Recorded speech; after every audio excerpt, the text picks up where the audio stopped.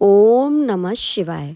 भक्तों, आज हम महाशिवरात्रि की व्रत कथा सुनेंगे और जानेंगे कि ये कैसे और कब किया जाता है। शिवरात्रि का व्रत फाल्गुन कृष्ण पक्ष की चतुर्दशी को किया जाता है। इस दिन गौरी शंकर की और नंदी जी की पूजा की जाती है। कलश को जल से भरकर रोली, मूली, चावल, पान सुपारी, लौंग, इलायची, चंदन, दूध, घी, शहद, कमलगट्टा, धतूरा, बेलपत्र आदि का प्रसाद शिव जी को अर्पित किया जाता है और पूरे विधि विधान के साथ श्रद्धापूर्वक पूजा की जाती है। इसकी कथा इस प्रकार है। प्राचीन समय में एक नृशंस बहेलिया था जो नित्य प्रति अनगिनत निरपराध जीवों को मारकर अपने परिवार का पालन पोषण किया करता था। एक बार पूरे जंगल में विचरण करने पर भी जब उसे कोई जानवर नहीं मिला तो भूख से व्याकुल एक तालाब के किनारे वह रहने लगा। उसी स्थान पर एक बेल वृक्ष के नीचे शिवलिंग की स्थापना हुई थी।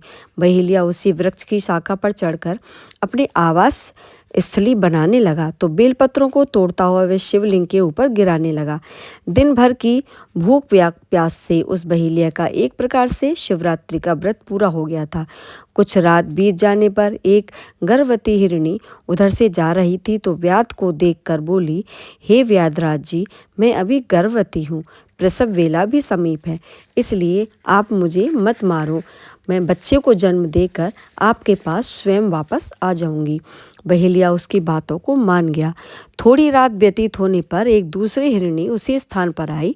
पुनः बहेलिया ने निशाना साधते हुए उस हिरणी ने निवेदन किया कि मैं अभी ऋतुक्रिया से निर्वृत सकामा हूँ, इसलिए मुझे पति से समागम करने दीजिए। मुझे अभी मत मारिए, मैं अपने पति से मिलने के बाद आपके पास जरूर आऊँगी। बहेलिया ने उसकी भी बात को स्वीकार कर लिया।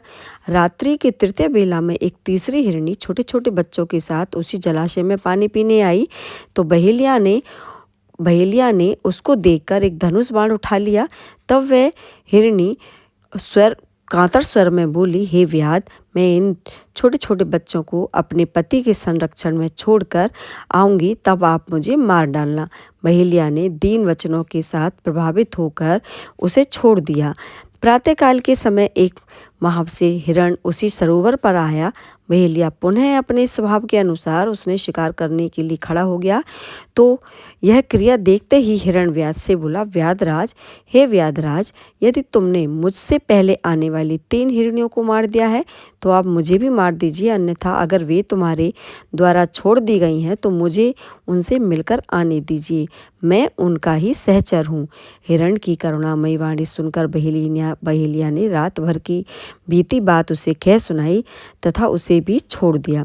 दिन भर उपवास, पूरी रात जागरण, शिव की प्रतिमा पर बेलपत्र गिराने के कारण बहेलिया में आंतरिक सुंचिता आ गई और उनका मन निर्दयता से कोमलता में तब्दील हो गया। हिरण परिवार को लौटने पर भी उन्होंने नहीं मारने का निश्चय कर लिया। भगवान शंकर के प्रभाव से उनका हृदय इतना पवित्र हो गया कि वह अपने पूर्ण कर्मों के अहिंसावादी बन गया। उधर हिरनियों से मिलने के बाद हिरण से परिवार बहेलिया के पास आकर अपने सत्यवादिता का परिचय दिया। उनके सत्याग्रह से प्रभावित होकर बहेलिया अहिंसा परमो धर्म में पुजारी हो गया।